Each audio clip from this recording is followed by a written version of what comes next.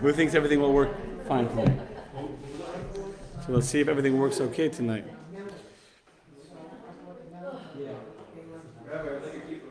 You like it? Thank you. Thank you. I did just get it. My wife just got it for me, yes. So that's, she was in New York. She came back. All the kids got matching kippahs. They don't have their names in it. I have no... okay. Glad you like it. Matches the tie, the jacket, the pants, another jacket. Okay, let's see if we're on. Randy, are we on? She's talking. We're on. Look at that. Now let's make sure we can hear me. Yeah, the mic is working. Everything is working. But you know what? I'm not using the website. I'm just straight on Facebook today. Straight on Facebook and it's working. Baruch Hashem. That means we can start. Right? We're ready, ladies and gentlemen? One thing I don't know. Let's see if we can see chat. 1 second. How do I see the chat on here? Comments. Okay. So anyone comments? I just want to see if I can see the comments. Facebook changed their whole Facebook Live. I don't know. Big companies feel the need to always change things. Like Google always changes their logo So Facebook, the thing was changing. They changed the whole interface for their Facebook Live, and it's caused problems for people like me that got comfortable. Activity.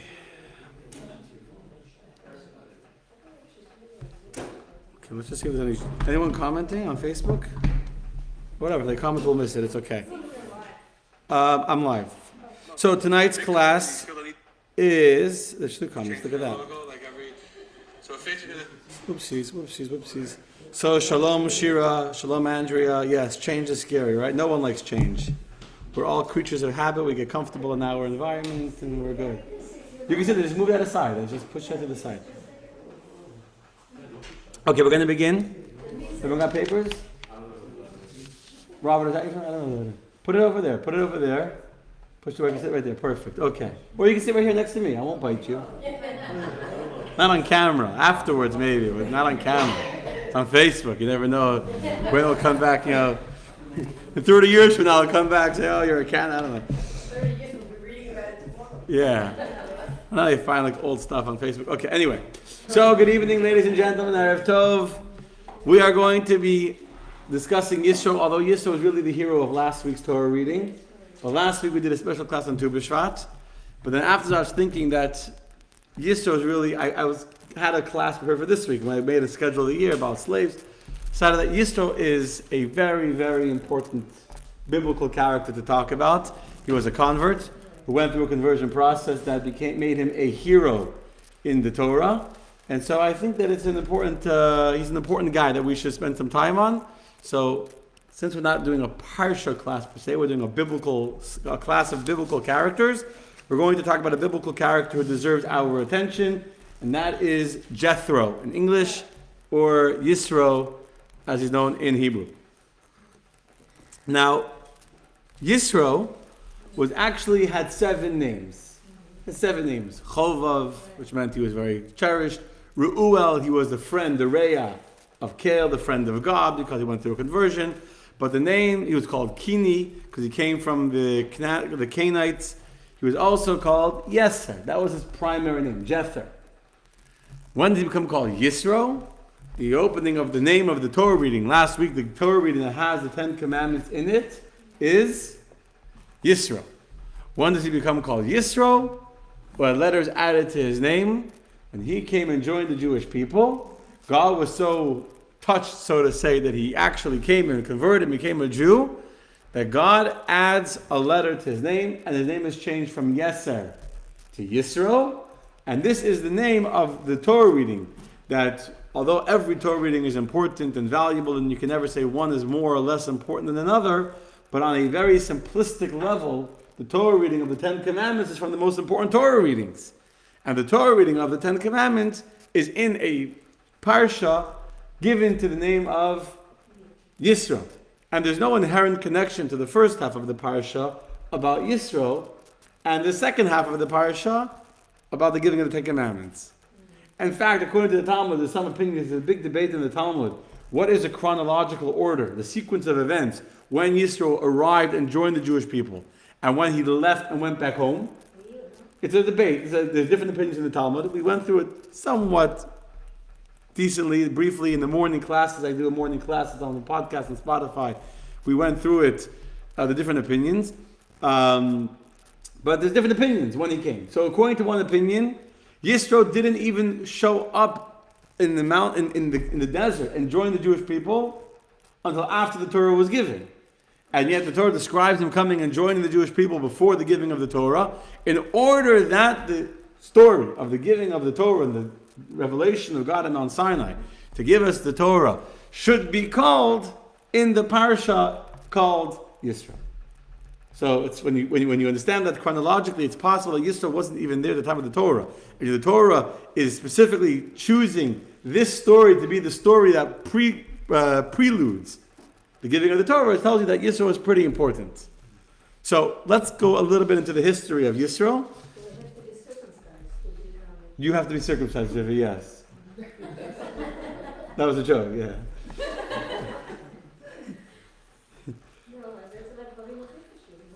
Yeah, you don't worry, you were born circumcised. Like Moses, but all females are born circumcised. They don't have a foreskin. We're going a little dangerous here, but women don't get a bris because they don't need a bris. Men are born, people think, oh, men are special, we get a bris, not a woman.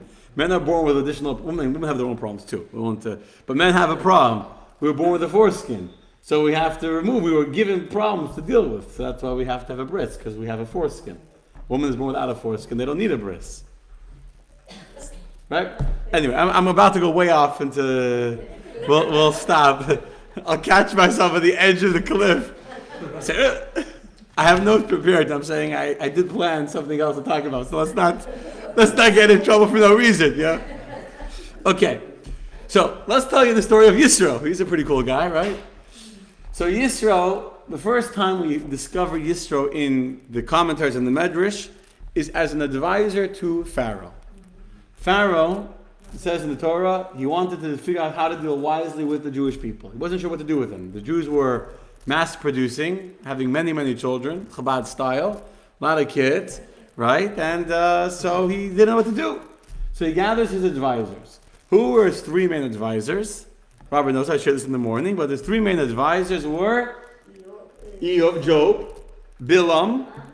If you know the story of Bilam, we'll talk about him one day. We'll have a class, and he's also a very interesting guy. He was the one that tried to curse the Jewish people later on. And Yisro. And each one of the three advisors gave different advice to Pharaoh how to deal with the Jews. Bilam, who hated the Jews, who was an evil man, let's kill them. Let's throw them in the Nile. Whatever we're going to do, the Jews are a big problem. We need to figure out a final solution for this Jewish problem.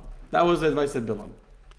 Yisro took the other extreme, and Yisro defends the Jewish people to Pharaoh.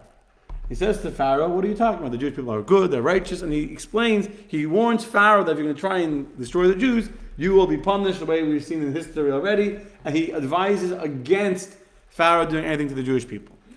And Eov, or Job in English, remains silent.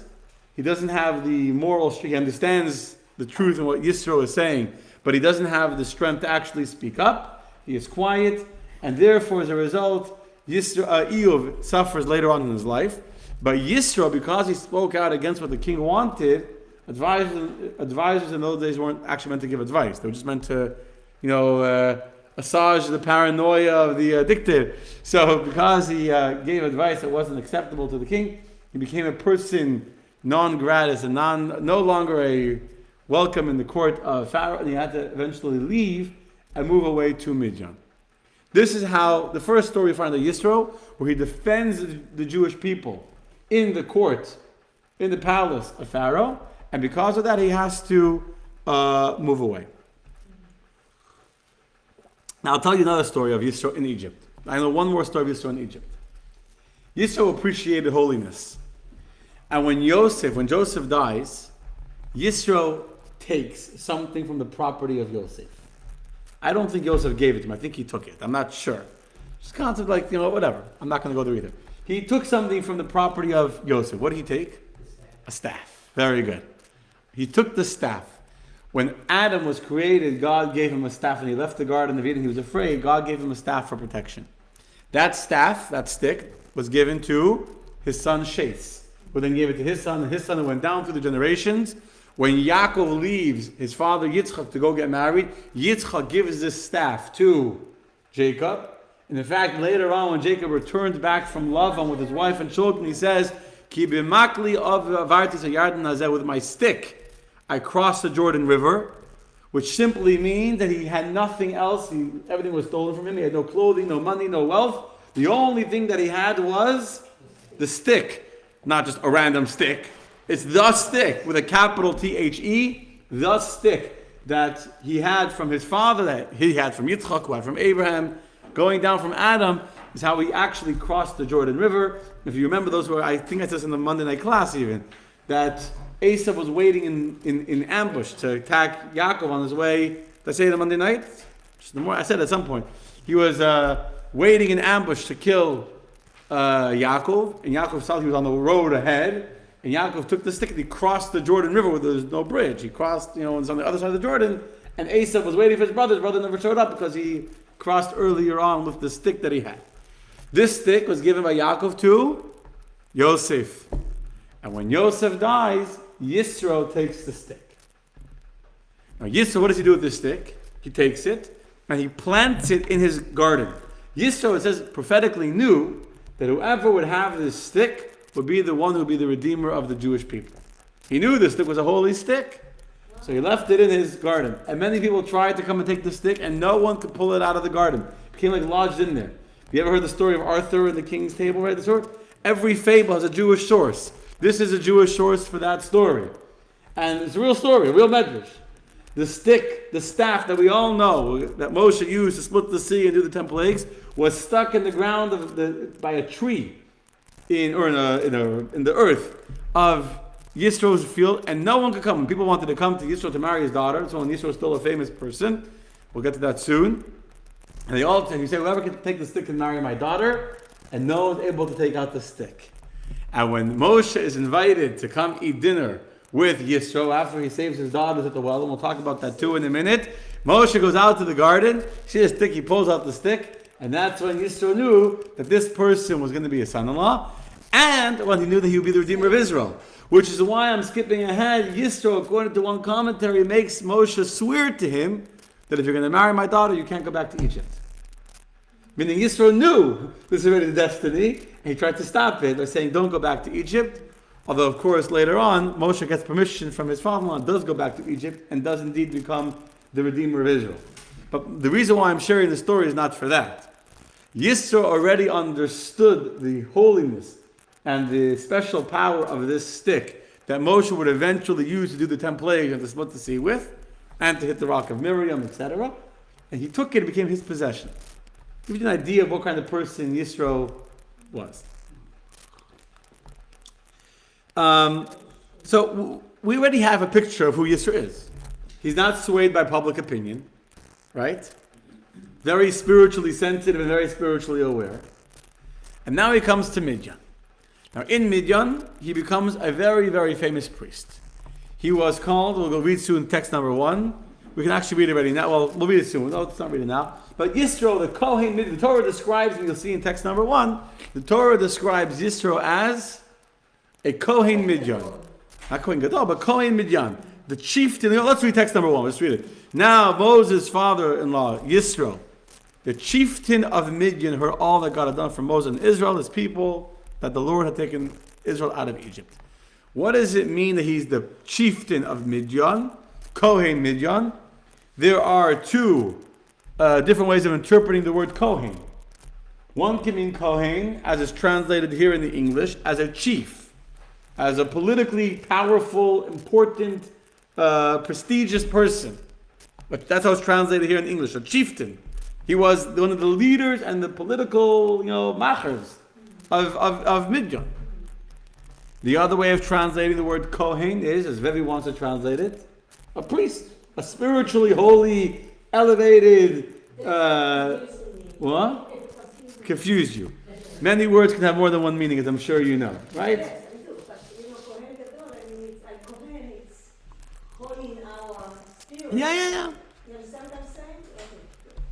So the point is, Yisro is a very, very well-known person. He was one of the most important advisors in Egypt. He's also a very religious and very spiritual person. And he goes and he tries out all of the forms of idol worship. He knows every form of idol worship that exists. Every single form of idol worship that exists, he knows. He tries it, he studies, he doesn't like read about it in the book. He went on Wikipedia, check it out, oh, okay, fine. He experienced it, he lived it, he tried it all. Tried it all. And eventually came to a point where Yisro decided that every form of idol worship was false. And Yisro decided he no longer wanted to be a priest, he no longer wanted to worship idols, and he rejected all of the idol worship that he had been living with his whole life. So what did he do? He wasn't ready to go publicly and say idol worship is bad. So he told the people, I'm getting old. I'm too old to still, be a priest and to lead the services and et cetera, et cetera. So I think it's time for you to appoint someone to replace me. I'm retiring. I'm going into retirement. I know Reform rabbis, plural, that they retired, and when they retired, they became Orthodox. They had to retire to become Orthodox. Just popped in my head.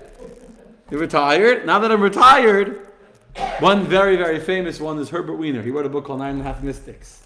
He was a Reform rabbi. He wrote a book, and in his book, 9.5 Mystics, he actually interviewed the Rebbe twice. This is in the 50s, 60s.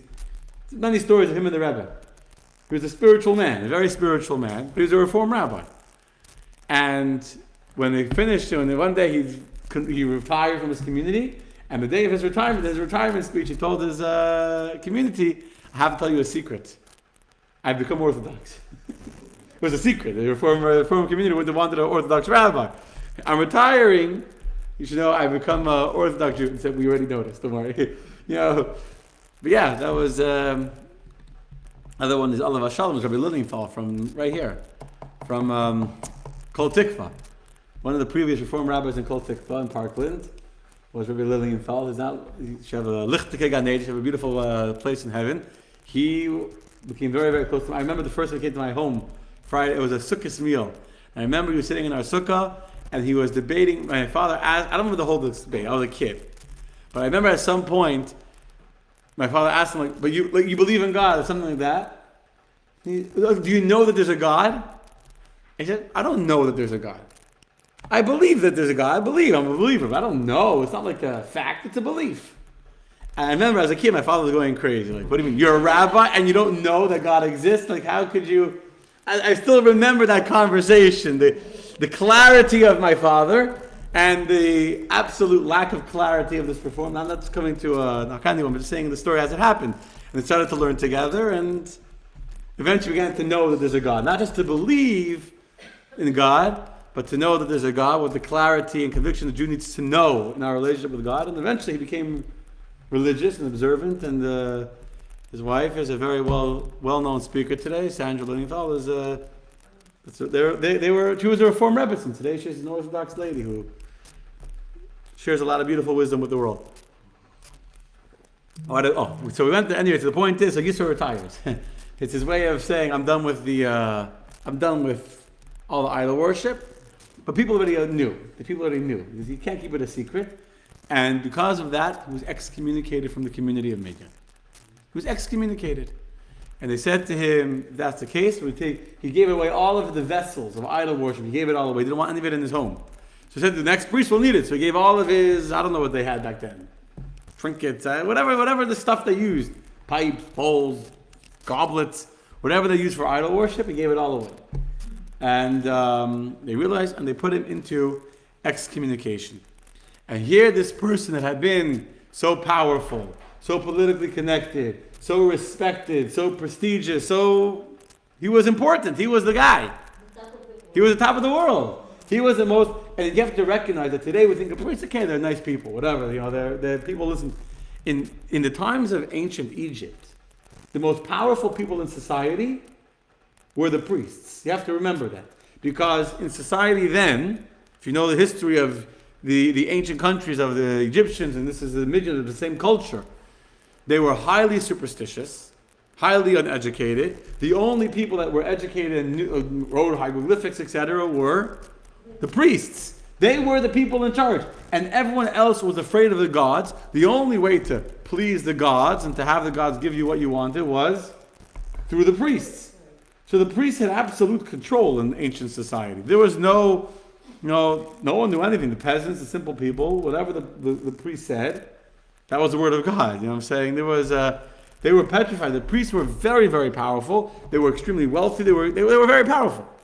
And by giving up his position as the most influential and most well-known priest of all forms of idol worship, he made a tremendous sacrifice that costed him a lot personally and politically and in prestige and in money and all that, to the point where the new priest made a decree against him. He was put into excommunication, and because he was excommunicated, no one was allowed to talk to him anymore. No one would do business for him. So much so that when Moshe comes to Midian, when he runs away from Egypt, he comes to Midian. Where does he go?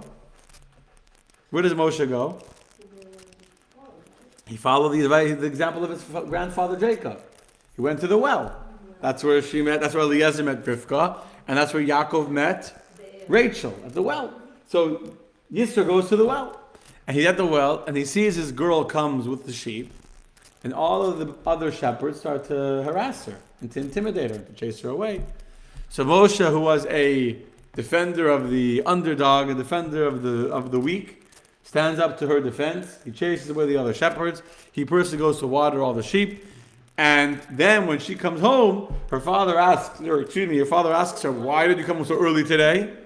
So she said, there was some Egyptian man that helped me out by the well, and he scared away the shepherds. Normally she would have to wait till all the shepherds left and went back to the field to go water her own sheep. They would harass her every day. And he protected her. Says the commentaries, why did he not have a man as a shepherd? It wasn't usual back then to have your daughters go out be shepherds. Daughter didn't usually go out, into the man's world of taking care of the animals. He had no sons, and he couldn't hire anyone to take care of his sheep, so he had no choice. His daughter had to do it. So to give you an idea of it's not only poverty, but the amount he sacrificed to reject the forms of idol worship that were popular in the culture back then, and to give it all away. He was willing to do it. Giving up my job, giving up working on the Shabbos, he gave up everything. He gave up everything he had. Literally gave up everything he had. His whole career was to be a priest. His whole power was in his being a priest. And he gave it all away because he recognized it wasn't true. And he wanted the truth. So he gives it away. And because of that, he can't even hire someone to take care of his sheep. His daughter has to be the one to come and take care of the sheep. What happens? Yisro's happy with it. He has no complaints. He's living his life. Moshe comes. As I said, Moshe takes a stick out of the ground. Moshe marries Tzipporah. And they live for a number of years. Moshe is living in Midian together with Tzipporah. They have a child. Side note, it's not a side note, I don't know how to put this into my box over here, but the first child, Yisro made a condition with Moshe that he wants Moshe to allow him to discover God on his own. Not to raise him with God, but to let him discover God on his own, not to circumcise him. Not to raise him with any religion. Whatever, that was Yisro's advice. But the agreement was the second child Moshe can raise as a Jew. Anyway, they have a child. Tzipporah becomes pregnant, and when she has her second child, the second child is Gershom. That's when Eliezer. That's when God appears to Moshe at the burning bush, and Moshe goes back to Egypt to go and save the Jewish people. Right? We all know that story of saving the Jewish people, right? And how they 10 plagues and they leave Egypt. Then we come to the story in the parasha of Yisro, where Yisro comes to finally convert and join the Jewish people. And here we come to text number 1, which is the beginning of the parasha, the beginning of chapter 18 in the book of Exodus, which says as follows: Vayishma Yisro, and Yisro heard. Who is Yisro? He is the father-in-law of Moshe, the chieftain of Midian, the priest of Midian. He heard all that God had done for Moses and for Israel, his people, that the Lord had taken for Moses and for Israel, and how God had taken Israel out of Egypt. So he hears. So what does Yisro do? He comes to join. I should have copied more text. I don't know why I didn't. I was rushing. But what happens? I'll tell you in the next part of the story what happens. Now, how he comes to the clouds of glory. Now, the clouds of glory He traveled into the desert. He was living in a big, beautiful home in Midian, wherever he lived. Now he leaves behind. He travels out into the desert, searching where are the Jews. There was no like GPS back then. You know what I'm saying? There was no like, satellite tagging. What's the coordinates of the Jewish people? Where's their GPS?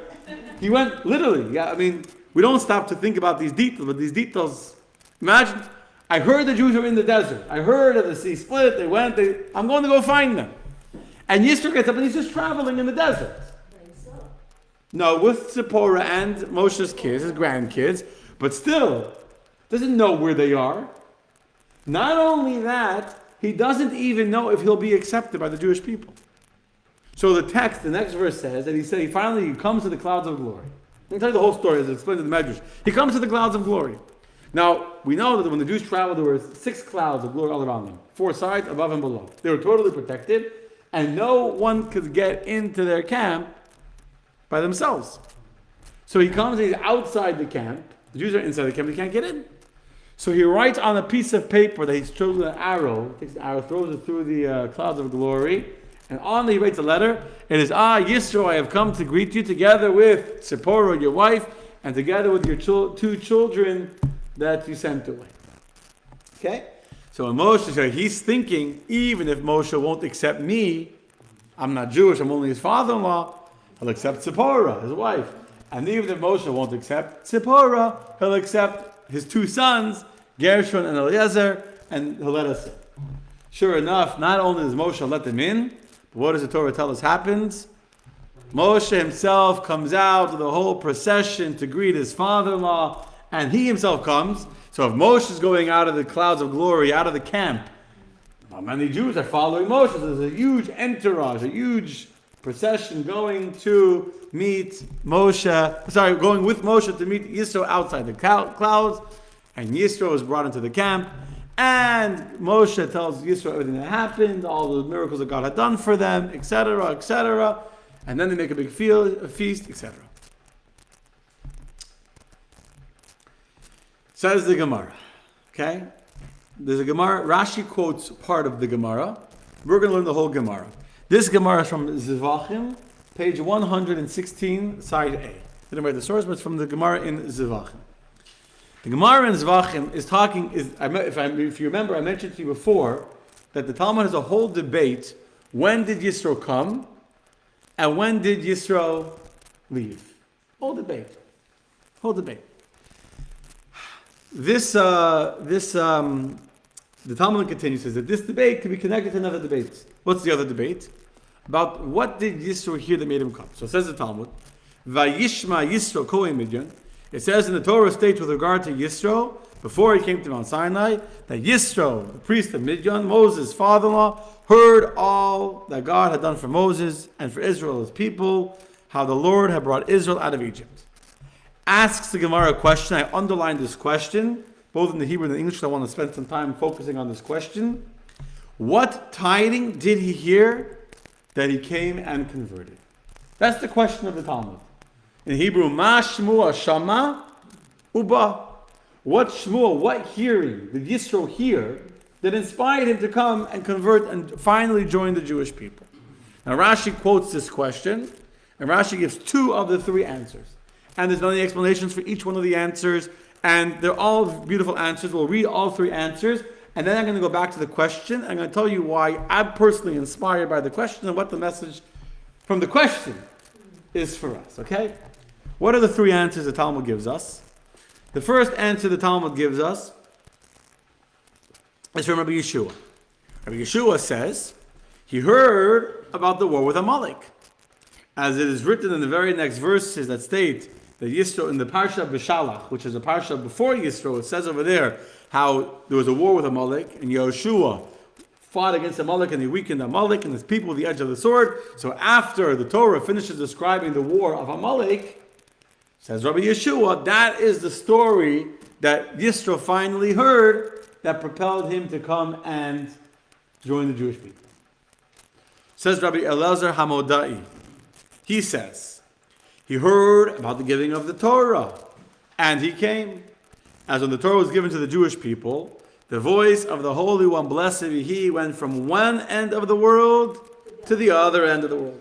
And all of the kings of the nations of the world were overcome with trembling in their palaces, and recited a song of praise, as it is stated, the voice of the Lord makes the hinds to calve, and in his palace all say kavod, all say glory to Hashem, meaning the whole world heard how God spoke at Mount Sinai. We know that when God spoke at Mount Sinai, there was not a single sound in the universe, not a bird chirped, not an animal mooed, not a dog barked. There was a leaf didn't rustle in the trees. The whole world was silent. And then God said, "Anochi Hashem Elokecha." The whole world heard the thundering, booming voice of God, and the calves were the hinds of the calves, and in his palace all the kings were saying, "Glory to God." So that's what Yisro heard that made him come.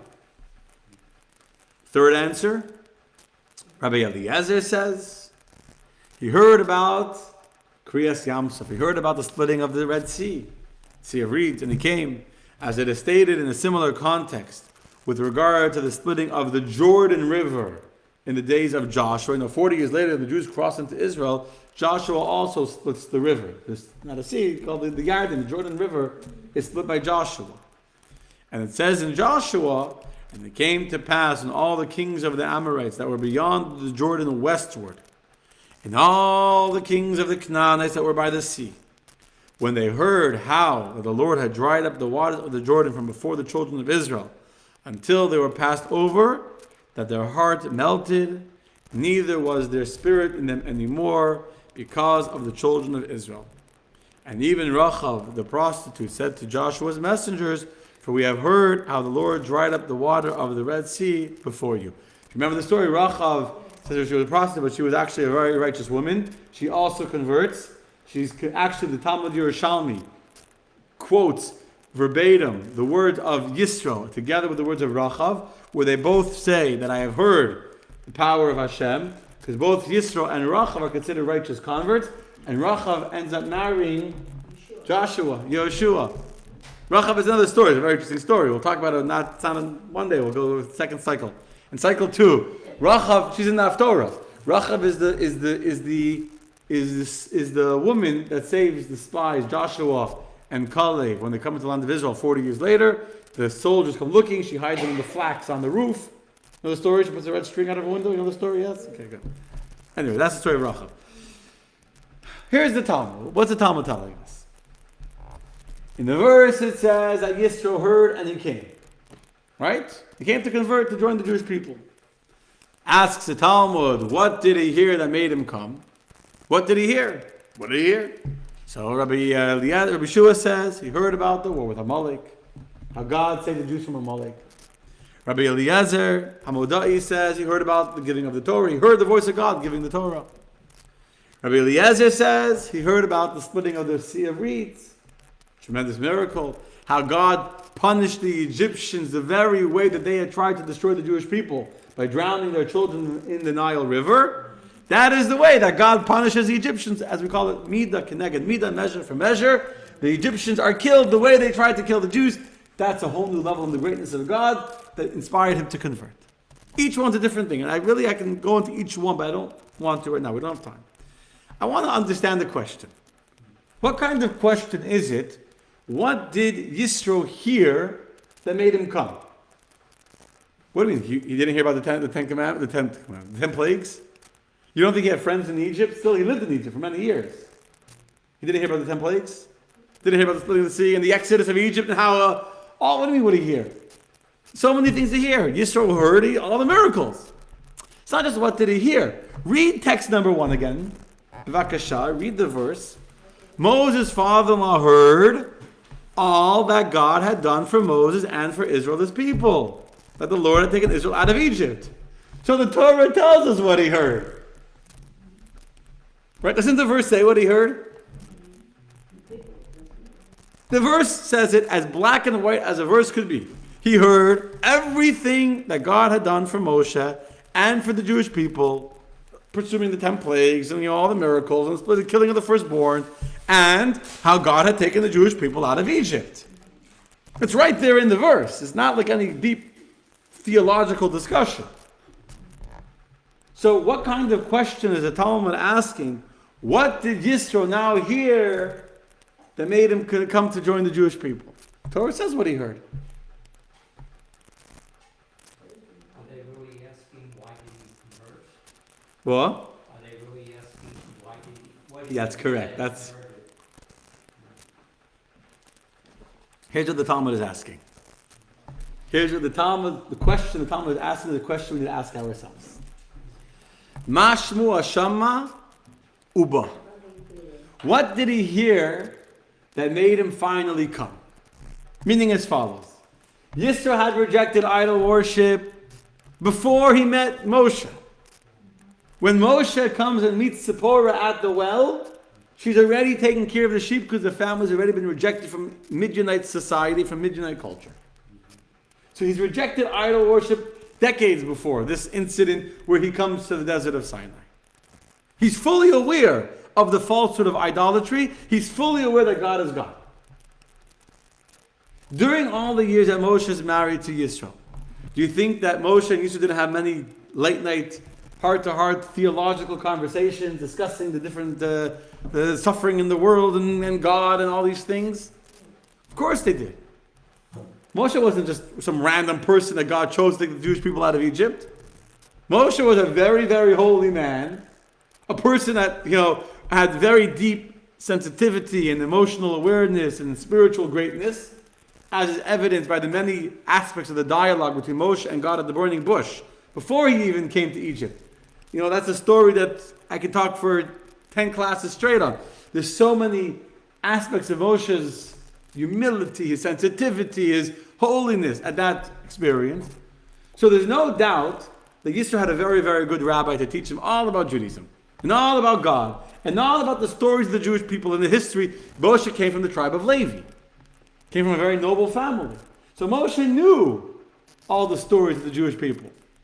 So Yisro knew about the Jewish people. Yisro knew the miracles of Abraham and Isaac and Jacob, which were famous anyway. Yisro was a student of religion.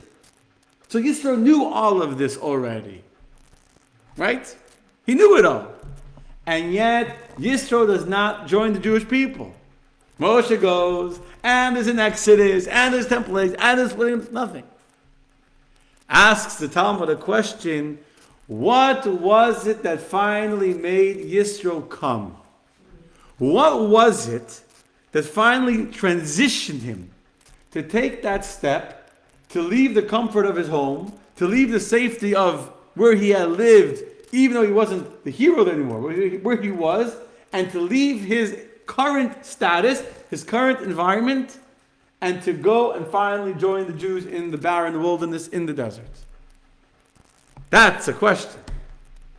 What did he hear that made him come? He heard a lot of things. Sure, he heard that the Jews left Egypt. Sure, he heard about everything God had done for the Jewish people. But what did he hear within himself? What was the thing he heard that finally got to him, that he finally said, enough. Genukshay. You know what genukshay means? It's time for me to, enough. Enough of pontificating and philosophizing and being a secret admirer of the Jews. It's time for me to actually become one of them. What did he hear that made him change his life? What did he hear that made him change his life? I want to tell you a story. 1955, there was there's still a passed away? I think he passed away. Shimshon Stock. Shimshon Stock was a well-known collector. He ran the food fund in Crown Heights. Chaver Simcha Shabbos or Yom Tov. There was a collection, and it's like every big community has to feed people that are in need that don't have food. He was in charge of collecting money to feed all of the hungry families in Crown Heights for many, many years. He used to walk around, a very funny guy with a very loud voice. He walked around, he had like a line. Friends, open your wallets, open your hearts, take out $1 and give me the rest. That was his fundraising line. Smart man. It's a good line, right? Open your hearts, open your wallets, take out $1 and give me the rest. Nice, you can keep $1.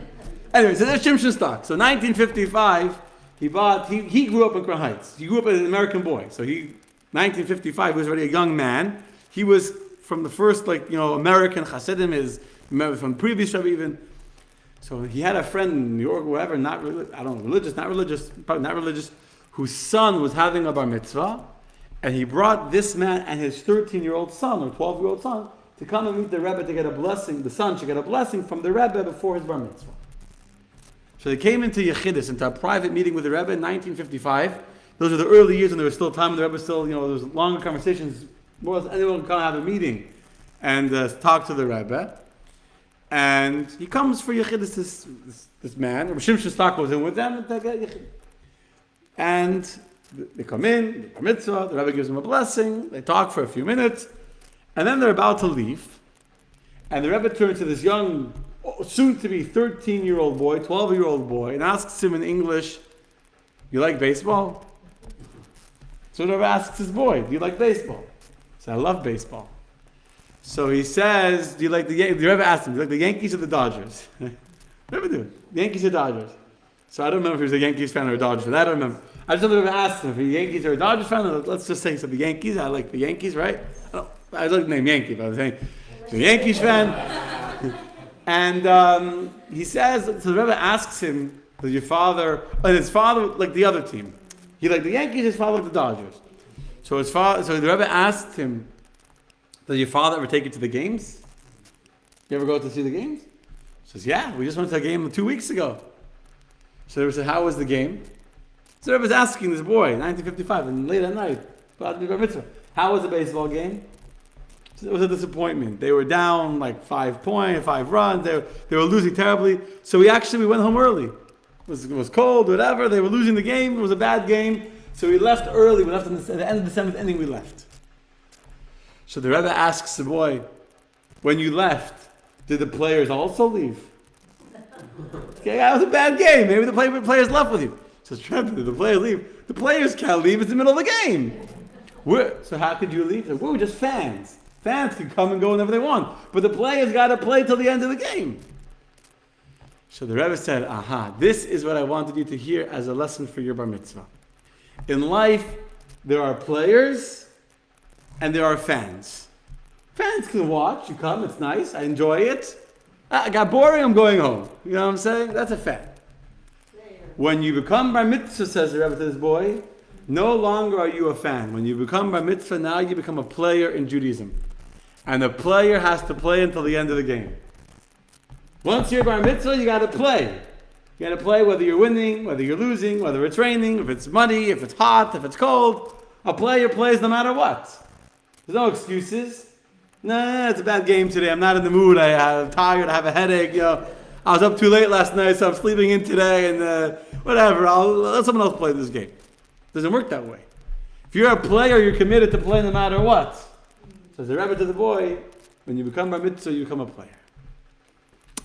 I share this story because that story is exactly how I understand the question of the Talmud.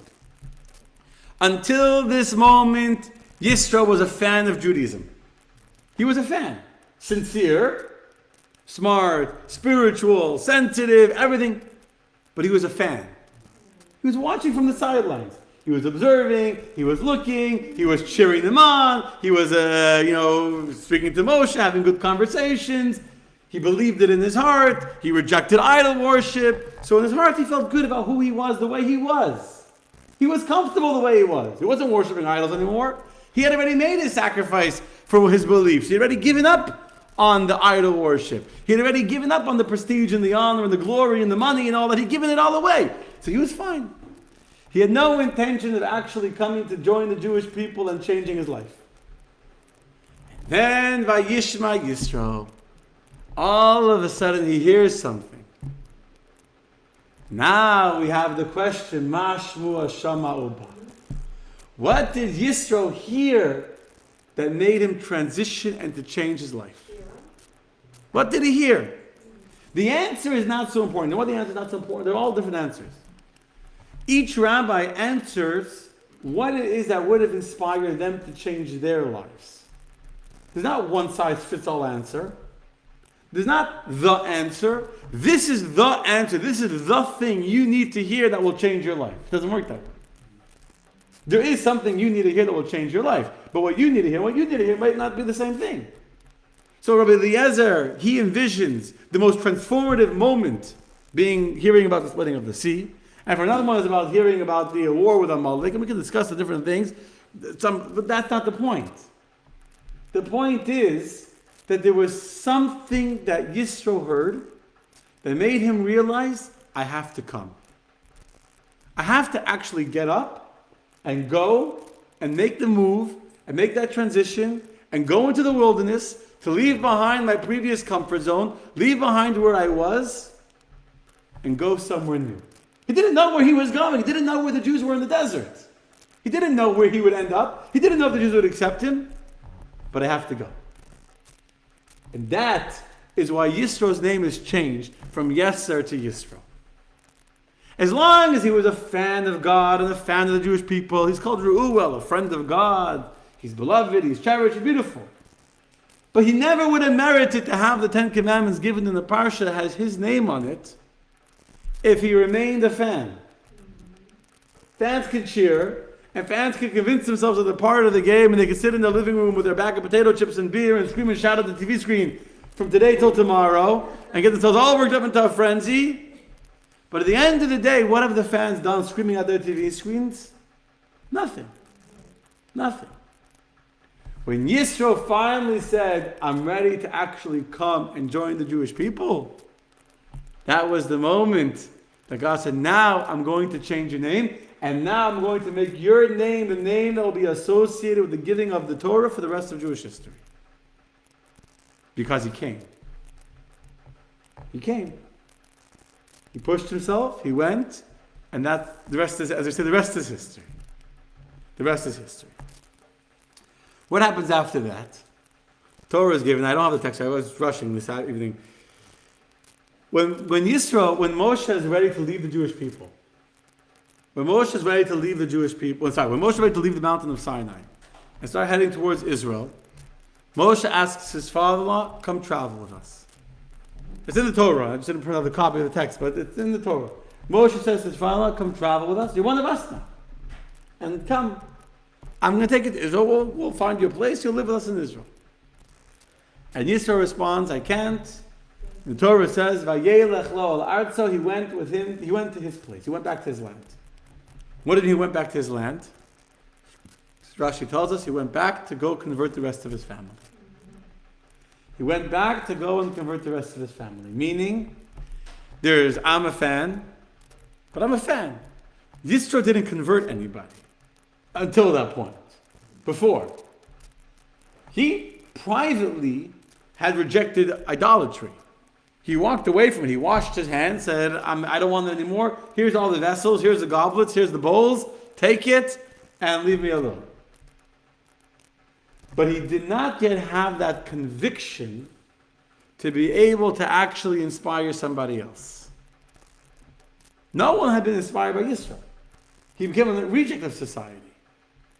Now that he's converted, now that he's actually made that transition to become a Jew, Vayelech lo al arzo, he goes back to his land, not because he's regressing, but because he's going to make a transformation in the land from which he came. To go and convert those people in the land that he had come from, to make them into Jews as well. Understand?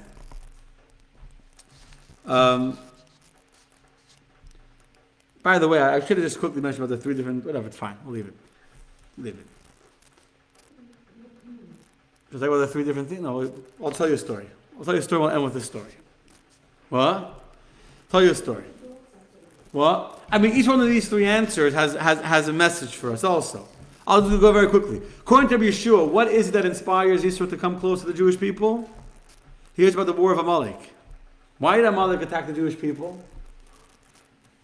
Why did Amalek attack the Jewish people? They weren't occupying their land. They weren't stealing their territory. They weren't stealing money. They were traveling in the desert. They weren't close to Amalek. Amalek hated them so much. Oh, because of the Esau. They were the descendants of Esau, right? Yeah, they hated, yes, that's true. But they hated the Jews so much that they came to attack them for no reason. Yisro says from the enemies I can learn how holy they are.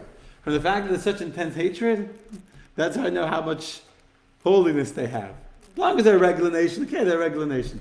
The fact that they're so despised that Amalek would risk everything to go fight them with a knife and bothering Amalek. Amalek traveled from Israel into the desert to attack them. Now I know that they're holy. According to Eliezer, they heard the giving of the Torah, how God revealed himself and God chose them to be his chosen people, to be the Am Segula, to be the chosen, to be for me a chosen nation, a cherished nation, a Mamlechas Koyanim, a nation of priests, and a Goy Kodesh, a holy nation. According to Eliezer, he heard about the splitting of the sea.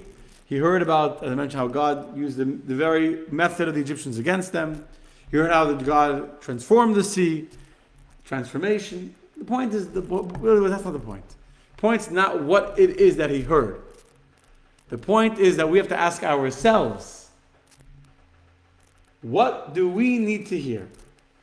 To actually not just be a fan, to not just say, yeah, it's nice that the rabbi's religious, or it's nice that the rabbi is goes to show.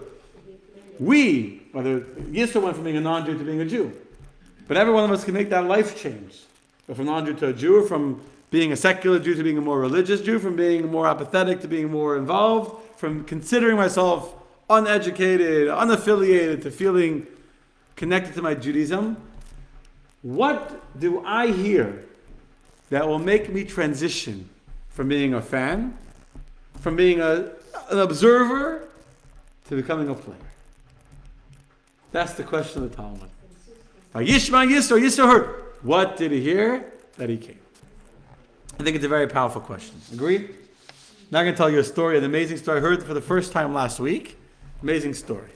And I saw a picture of the guy, this happened, this whatever. There was a family in Chicago. It's going back 40, 50 years ago. I don't know exactly how long ago. I'll tell you the date on the letter is 1986. Okay. So there's a family in Chicago. They had, not religious, not affiliated, not involved. They had one daughter. They were a very, very secular family. This daughter eventually gets engaged to a non-Jew. And they're happy. It means that they're really assimilated into American culture. They assimilated. They were very assimilated. They didn't belong to the synagogue, nothing. They were culturally Jewish. They had a Hanukkah menorah, but there was no, they were perfectly happy. Their daughter's marrying a non-Jew, no problem. Their mazel, you know what mazel is? Yeah. This non-Jewish husband is curious about Judaism. And this non-Jewish husband starts to study. And the more he studies about the religion of his wife, the more interested he becomes in Judaism, until he wants to convert. So now, this couple with a single daughter, instead of the daughter being married to a non-Jew and it's fine, assimilated, they're becoming more religious. Until this guy becomes very religious and he goes to a rabbi, he wants to convert. He comes to Rabbi Shusterman, who is the Chabad rabbi in Chicago, so going back in the early 80s, I guess. And Rabbi Shusterman pushes him away. And I don't know what the process was in Chicago, but basically Rabbi Shusterman told him, I'm not converting you, I can't convert you, I don't do conversions, I don't know. And he got rejected and rejected multiple times. No one wanted to convert him. So he kept studying on his own, but he wasn't going through any kind of formal conversion process. Anyway, one day, this guy, his name is David Willer, that's his name, David Willer.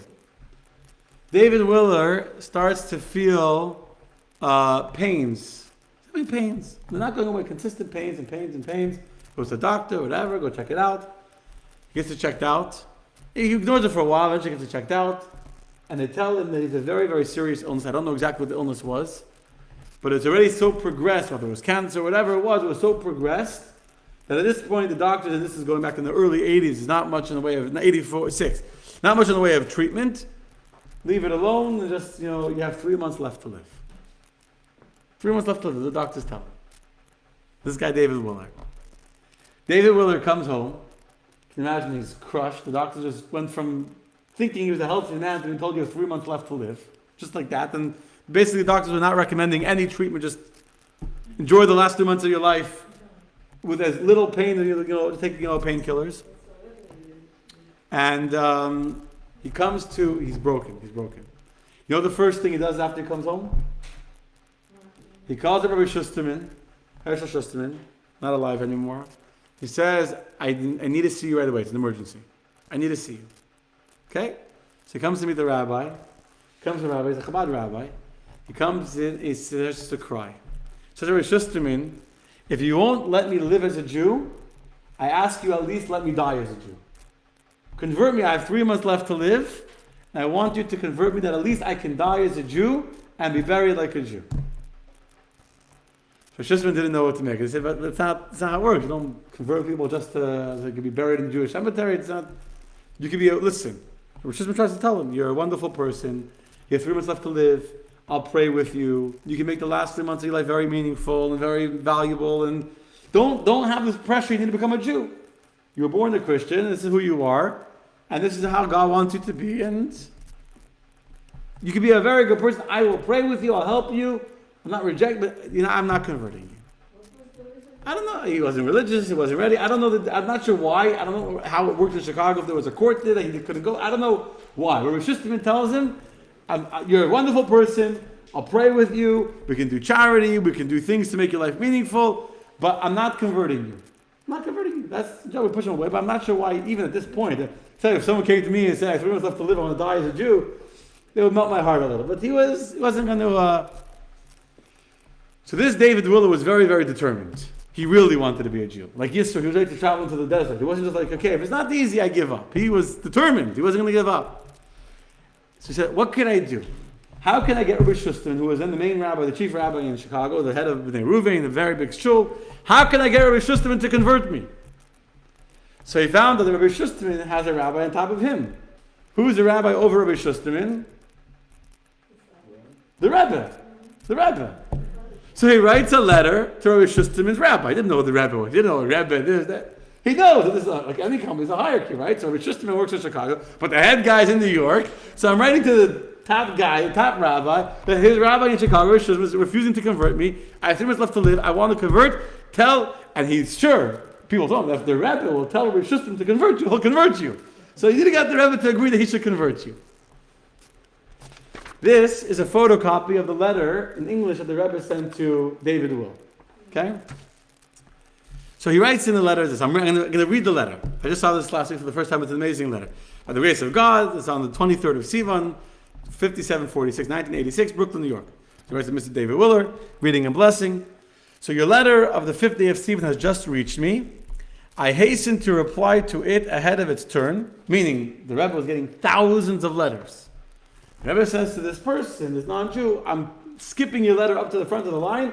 I'm replying very, very quickly because of the importance and urgency of the subject matter.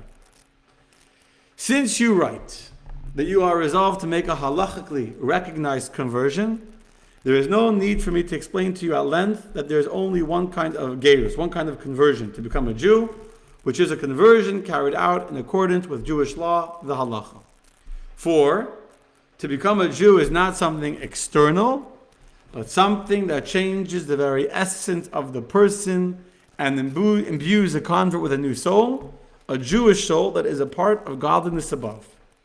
This is something which only the Creator of all souls can do, and it is achieved when the conversion is carried out according to the Creator's instructions as embodied in the halacha by rabbis who not only know the halacha, but live according to the halacha in their everyday life and conduct, namely competent Orthodox rabbis. So here one paragraph, the Rebbe has beautifully explained to this person who is committed to doing an Orthodox conversion, why the only way to become a real Jew and to receive a soul from God, a brand new soul, which no rabbi can give you a soul. The smartest rabbi, the biggest rabbi, no rabbi can give you a soul. The only one who can give you a soul is God. So the only way that you can earn that soul from God is if you follow through the instructions by rabbis that live according to the word of God in their everyday lives. So a rabbi says, I don't follow the word of God, but I'm going to give God's agent to give you a soul from God, even though I don't keep kosher and I don't keep Shabbos, etc. It's impossible. It can't work. It has to be an Orthodox conversion, and you will get a new soul from God. Accordingly, you have to get in touch with such an Orthodox rabbi in your city, and he will tell you what you have to do to fulfill your heart's desire for good, to become truly and honestly a member of the Jewish people. Okay. Permission right here. Go to Rosh Hashanah with this letter. Done.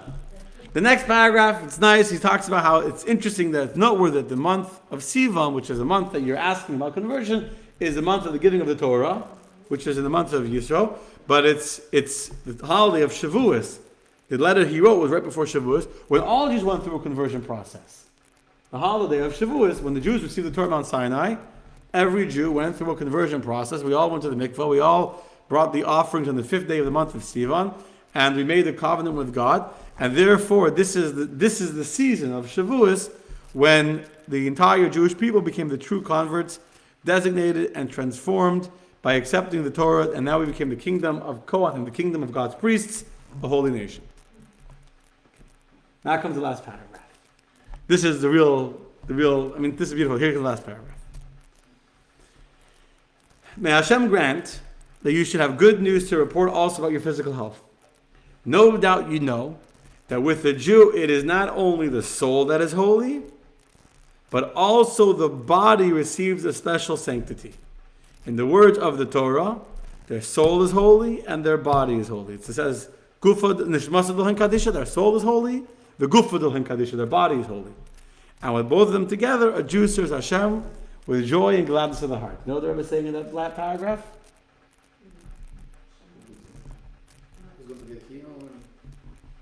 The Rebbe is saying, he comes to Rosh Hashanah with a letter. He comes to Rosh Hashanah and he gives Rosh Hashanah the letter. Rosh Hashanah starts to read the first he comes to the Rebbe. You have to understand. He comes to Rosh Hashanah and says, Rosh Hashanah, this non-Jew comes into his office. I have a letter from you from the Rebbe. You understand? You can imagine this non-Jew's coming with a letter from the Rebbe for Rosh Hashanah. So Rosh Hashanah stands up, he puts on the gadol to read the letter of the Rebbe. He's reading the letter. He comes to this paragraph that you should go and touch an Orthodox rabbi who will help you convert. So I'm going to help you. And then he reads this last paragraph. And what the Rebbe is saying in this last paragraph is that when you go through a conversion, not only will God give you a new soul, at least the Rebbe is saying to this person, I'm not saying it's like a blanket rule for always, but the Rebbe says to him, God is going to give you a new body. So the Rebbe is writing in the letter, God will give you a new body. Rosh Hashanah gets up from the table, it's just a hug. Rebbe, this person says, you don't understand. You're going to convert, you're going to be healed. Whatever illness you have, I promise you, the Rebbe is telling you that this will be gone. The Rebbe is saying you will be healed through this conversion process. Your body is going to become a sanctified, different body than it was before. He went through a conversion process with Rabbi Shusterman. I have a picture of him that wants to see after the class. He's still alive till today with a long white beard. He's a cane now, but a long white beard. He's still alive, kicking in Chicago. David Willer. This is the story. So I share the story with an amazing story, and to see the letter, etc. But this is the point. In order for Yisro to become who Yisro was, in order for a letter to be added to his name, and for his name to become the name by which we will always associate the reading of the giving of the Ten Commandments, the parasha of the revelation of God to the Jewish people, is because of one thing and one thing only. Not because he spoke up for the Jews in Egypt, not because he took the stick from Joseph after he died, not because he let Zipporah marry Moshe, not because he was a smart man or a holy man or a spiritual man who rejected idol worship. He did all those things decades before he rejected idol worship, but that's not what made him into who he became. The secret of what makes Yisro such an amazing person in Judaism is the fact that Shama Shmua, he heard something, whatever he heard, Uba. And he came, Vinidgaya, and he converted. He didn't just remain a fan, observing, watching, cheering, in his heart, feeling like I'm a Jew in my heart. But he came. He came and he converted. And that's when he became the one that the Torah will be given in his name. I think the lesson for each and every one of us is abundantly, abundantly clear. Yes?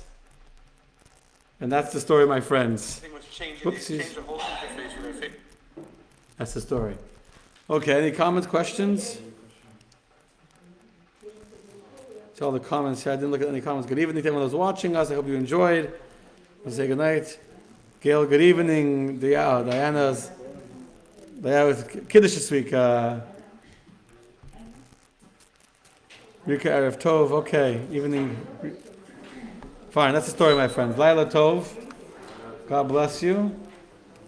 Andrew, I'm glad you enjoyed the class.